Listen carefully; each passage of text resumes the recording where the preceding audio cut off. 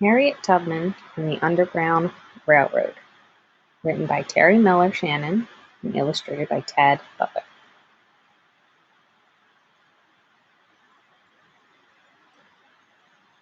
Born a slave, long before Harriet Tubman was born, her great-grandmother was taken from her home in Africa. The kidnappers packed Harriet's great-grandmother into a small wooden ship with hundreds of other Africans and sent her to the United States. Once she arrived, she was sold to the owner of a large farm called a plantation. She became a slave. Harriet's great-grandmother was the human property of a man she called her master. All of her children and grandchildren were slaves too. The slaves were forced to do hard labor and were punished cruelly at times. They received no pay, only meager food and housing that was no better than that of farm animals. Many of them were never taught to read and write. Slaves had no freedom to go where they wanted, and sometimes they were not allowed to marry or raise their own children. Members of slave families could also be sold to different masters, breaking up the family. Harriet was born as a slave around 1820. Like all slave children, she could not run and play. She worked all the time. Harriet was a hard worker, but when she did not obey her owner, she was whipped cruelly. When she saw her owner sell two of her sisters, Harriet was terrified that she would also be sold and have to leave her family. Dreams of escape. When she was a young girl, Harriet tried to help an escaping slave. The slave's master threw a metal weight at her, and it struck her in the head. Harriet almost died from the wound on her forehead. For the rest of her life, she had headaches and sleeping spells because of her injury. Harriet's life was harsh, but she had dreams. People called abolitionists, who were against slavery, had begun to speak out against the injustice of owning other human beings. Some abolitionists helped slaves escape the northern state or to Canada, where slavery was illegal. Harriet dreamed of living as a free woman in the North. Slaves went to great lengths to escape to freedom. Some shipped themselves north in boxes. One man, Henry Box Brown, nearly died during his escape when the box he was in was turned upside down for hours. Henry made it to Philadelphia and freedom after 26 hours in his box. One light-skinned slave woman, Ellen Craft, disguised herself as a white man accompanied by a slave. The slave was actually her husband, William Craft. The Crafts traveled by train and steamship and reached Philadelphia on December 25, 1848. When Harriet started planning her own escape, she wanted her husband, a free slave, to join her. He refused, mocking her for wanting to leave, and threatened to report her to her master. But Harriet was determined to become a free woman. One day, Harriet's owner died. Harriet knew the slaves would be sold. It was time to go. Harriet and two of her brothers ran away, but soon after they left, the brothers gave up, forcing Harriet to return with them. 2 nights later, Harriet escaped alone. She went to the home of an abolitionist woman who had offered help. The woman fed Harriet and let her sleep, and then she directed Harriet to the next safe place. When Harriet reached that house, the people there directed Harriet to her next stop. This secret network of safe homes was called the Underground Railroad. To escape, Harriet walked 100 miles, or 160 kilometers, alone, through unknown land. She traveled at night and hid during the day.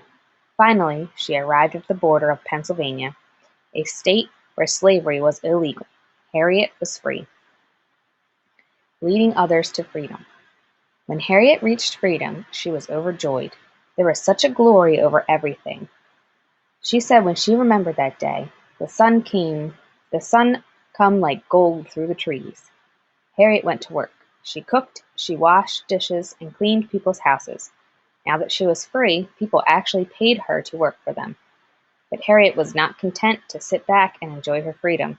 She saved the money she earned so that she could help free others. Harriet made 19 perilous trips back to the South, ignoring her own danger in order to become a conductor of the Underground Railroad. She guided escaping slaves from one safe resting place to another.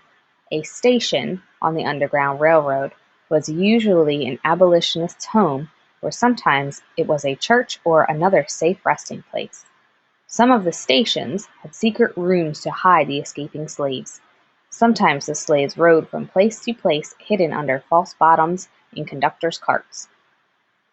In 1850, the United States passed the Fugitive Slave Act, which made it a law that the northern states had to return any escaped slaves to their owners. Now Harriet had to conduct her passengers all the way to Canada to find freedom. How she did it. Many called Harriet a master of disguise. Sometimes she dressed as an old woman, and sometimes she disguised herself as a man. It is said that one day she met one of her former owners, and he didn't recognize her. Harriet was clever in other ways. She hired men to rip down wanted posters that described runaway slaves. Runaway notices, which were printed in the newspaper, weren't put in newspapers on weekends. They had to wait until Monday morning. Harriet began escapes on Saturday nights in order to have a head start. If Harriet saw people she thought were slave hunters, she'd turn and go south to make it look as though she was not trying to escape. She gave crying babies a drug that helped them sleep quietly. If the escaping slaves wanted to turn back, she forced them to keep moving north to freedom. She boasted that she never lost a passenger. Slave owners were furious, and they offered a reward for Harriet's capture, dead or alive. The reward was $40,000, an enormous amount of money for those days. One day, Harriet overheard a man reading her own wanted poster, which described Harriet as not being able to read. She immediately pulled out a book and pretended to read it, and the man left without giving her a second look. Harriet helped many of her own relatives out of the South. Thanks to Harriet, 6 of her 10 brothers and sisters escaped. On one difficult journey, she brought her elderly parents north to Canada. Harriet led about 300 slaves north to freedom. Nothing was more important to her than helping others become free. One famous abolitionist, John Brown, called Harriet Tubman one of the bravest persons on the continent.